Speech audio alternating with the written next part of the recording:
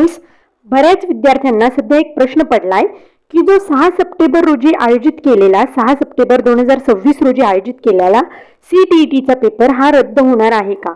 तर खरंच विद्यार्थ्यांनो, या दिवशी म्हणजे 6 सप्टेंबर रोजी दोन पेपर महाराष्ट्रामध्ये दोन पेपर, एक MH सेट आणि एक CTET हे दोन पेपर आयोजित केलेले आहेत. तर हे पहा, CTET हा पेपर जो आहे तो दोन पेपरमध्ये होतो. एक पेपर फर्स्ट आणि एक पेपर सेकंड. जो पेपर फर्स्ट असतो तो 9:30 ते 12 पर्यंत असतो आणि जो पेपर सेकंड आहे तो 2 ते 4:30 पर्यंत जवळजवळ असतो. म्हणजे ज्यांना CTET पेपर द्यायचा आहे त्यांच्यासाठी पूर्ण दिवस तो CTET पेपर देण्यातच जाणार आहे. आणि ज्यांना MH सेट द्यायचा आहे, MH सेटचा टायमिंगही 11:30 ते पूर्ण दिवसभर म्हणजे 4 ते 5 वाजेपर्यंत जातोच. म्हणजे ज्यांना दोन्ही पेपर द्यायचे त्यांना 6 सप्टेंबर रोजी जर हे दोन्ही पेपर ठेवले तर ते देणं शक्य नाही.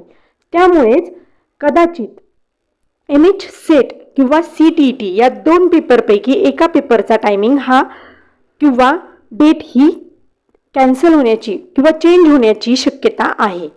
आता आपण जर पाहिलं, MH सेट हा पेपर जो आहे तो महाराष्ट्राशी निगडित आहे, महाराष्ट्रापुरता मर्यादित आहे. पण जो CTET पेपर आहे हा सेंट्रल म्हणजे केंद्राशी निगडित किंवा केंद्राशी मर्यादित पेपर आहे. एकंदरीत त्यांच्या परिपत्रकानुसार असं वाटतंय की जो MH सेट पेपर आहे तो जो 6 सप्टेंबरला त्यांनी सांगितला आहे तो 6 सप्टेंबरचा पेपर कॅन्सल होण्याची शक्यता आहे. कॅन्सल होईल किंवा एक तर पोस्टपोन्ड होईल किंवा पुढे मागे ढकलण्याची शक्यता आहे. पण जो CTETचा पेपर आहे तो CTETचा पेपर हा 6 सप्टेंबर रोजीच होईल असं आत्तापर्यंतच्या त्यांच्या परिपत्रकानुसार आपल्याला समजते. कारण तो सेंट्रलशी निगडित आहे आणि हा फक्त महाराष्ट्रापुरता निगडित आहे. या कारणास्तव पेपर दोन्ही होतील. फक्त CTET जर 6 सप्टेंबरलाच होईल पण MH सेट हा पेपर पोस्टपोन्ड होईल किंवा या डेटच्या आधी म्हणजे 6 सप्टेंबर या डेटच्या आधीही होऊ शकतो.